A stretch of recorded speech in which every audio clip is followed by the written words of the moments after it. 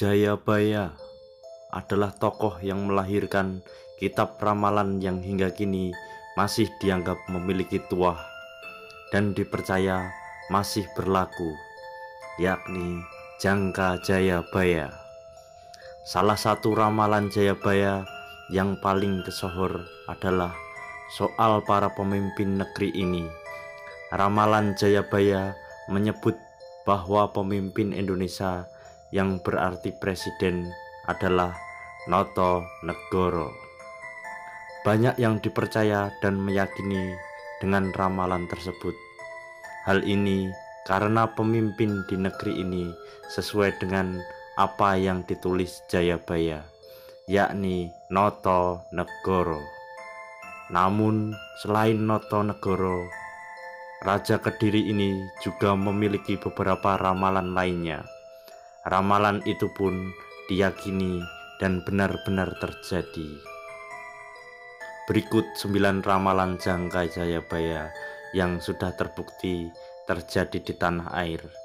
Jangan kemana-mana, tetap di channel DP Dolan. Kawan-kawan, sebelum nonton video ini, jangan lupa subscribe, like, komen, dan share. Jawa akan terpecah. Dalam penelitian yang dilakukan oleh Profesor Arisio Santos dalam bukunya Atlantis, The Lost Continent Finally Found, disebutkan Atlantis adalah negeri tropis yang berlimpah mineral dan kekayaan hayati.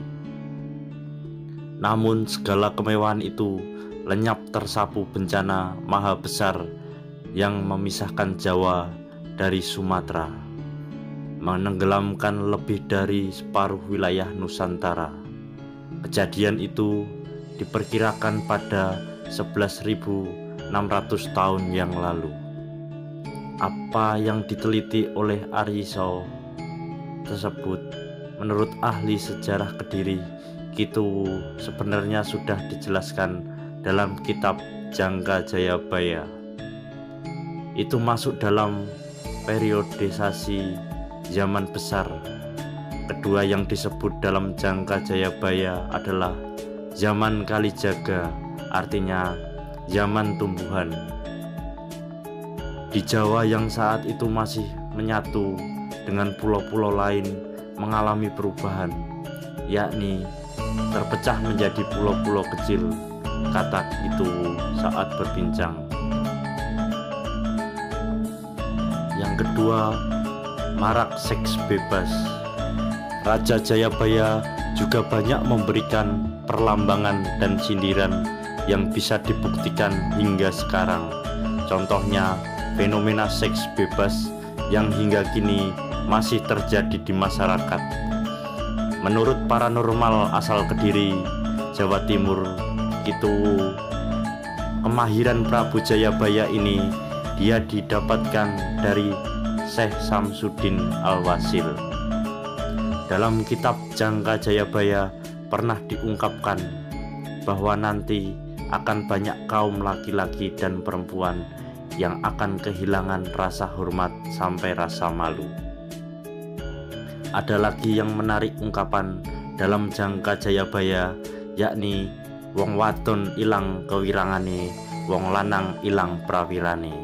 Artinya banyak perempuan hilang rasa malunya dan banyak laki-laki hilang kehormatannya. Saya tidak mau mendahului kehendak Allah, namun ini sudah terbukti, kata Kitu. Yang terakhir, Kitu menukil dari Jangka Jayabaya, yakni akeh udan salah mongso, akeh prawan tuwa, akeh rondo nglairke anak, akeh jabang bayi lahir goleki bapake. Artinya banyak hujan turun bukan pada musimnya, banyak perawan tua yang terlambat menikah karena terlalu memilih-milih pasangan dan juga mementingkan karir. Banyak janda melahirkan anak akibat hubungan bebas, dan banyak yang melahirkan mencari siapa ayahnya.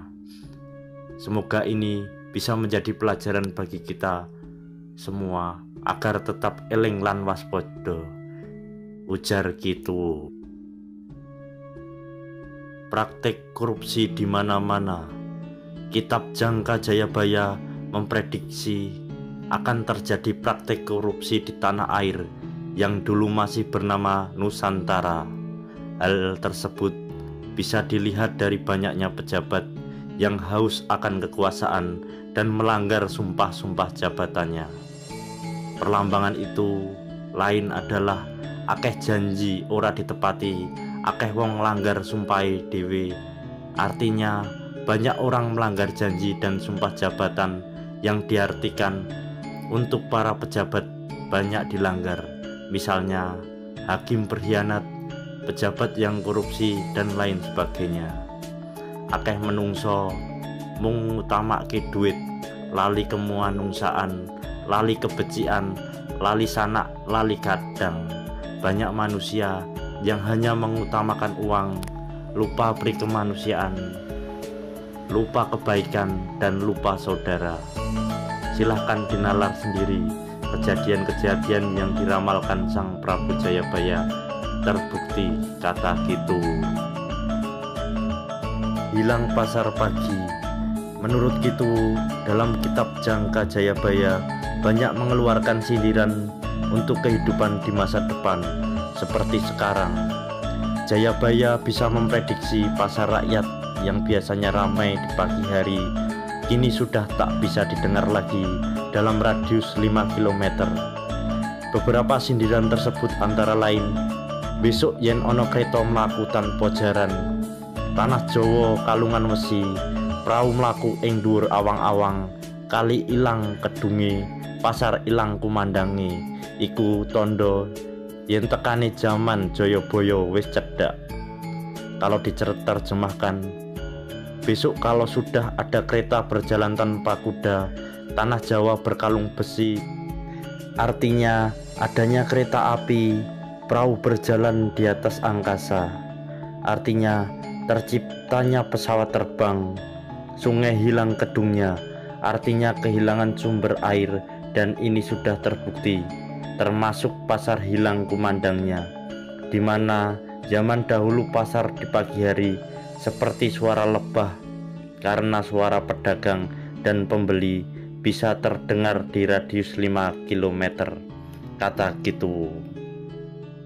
Munculnya pesawat terbang dan kereta api.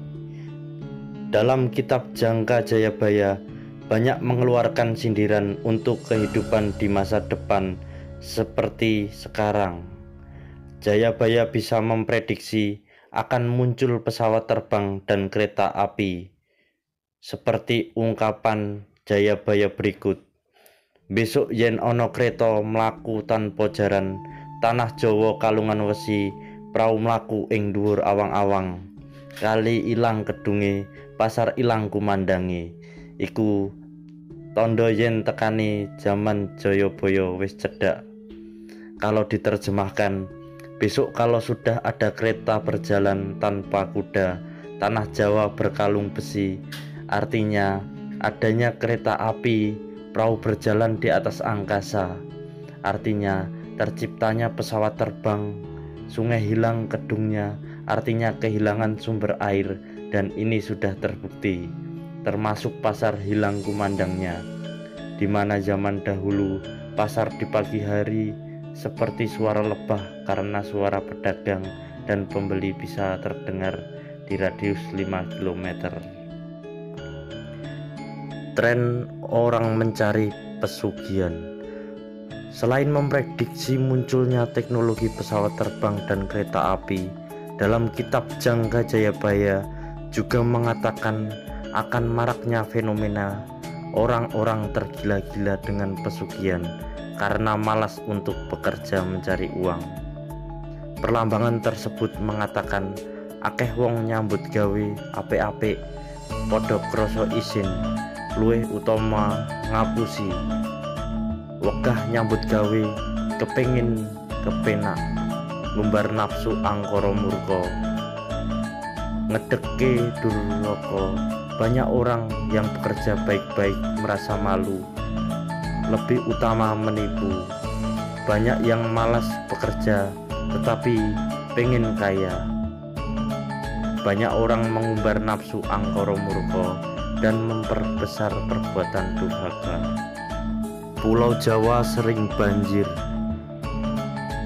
Ramalan ini benar-benar terjadi parah di Pulau Jawa hingga kini. Raja Jayabaya sudah memprediksi sejak dahulu bahwa Pulau Jawa akan banyak digenangi banjir. Zaman itu disebut oleh Zaman Kalatirto. Zaman Kalatirto atau zaman air.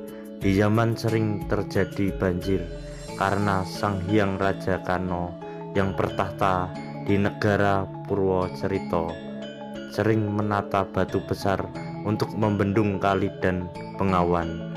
Ini dihitung mulai tahun 301 sampai 400 tahun Surya, atau mulai tahun 310 sampai 412 tahun Candra. Noto Nogoro. Salah satu ramalan Jayabaya yang paling tersohor adalah soal para pemimpin negeri ini. Ramalan Jayabaya menyebut bahwa pemimpin Indonesia yang berarti presiden adalah Noto Nogoro. Banyak yang percaya dan meyakini dengan ramalan tersebut. Hal ini karena pemimpin di negeri ini sesuai dengan apa yang ditulis Jayabaya, yakni Noto Nogoro. Namun selain Noto Nogoro, Raja Kediri ini juga memiliki beberapa ramalan lainnya. Ramalan itu pun diyakini dan benar-benar terjadi. Akan ada kulit kuning, lepaskan Indonesia dari kekejaman kulit putih. Sakari ono takjub merasakan kesegaran air kelapa yang membasahi tenggorokannya. Inilah pertama kalinya anggota Batalion 153 Angkatan Darat Kekaisaran Jepang itu merasakan air kelapa muda. Ono muda begitu terkesan dengan keramahan penduduk di Cilacap, Jawa Tengah. Walau tak banyak interaksi dan terbatas kendala bahasa, Ono merasa disambut baik di Pulau Jawa. Ono kemudian masyarakat begitu mempercayai ramalan Jayabaya. Akan ada orang-orang KT berkulit kuning yang akan melepaskan penduduk Indonesia dari kekejaman bangsa kulit putih. Mereka percaya orang KT itulah para tentara Jepang.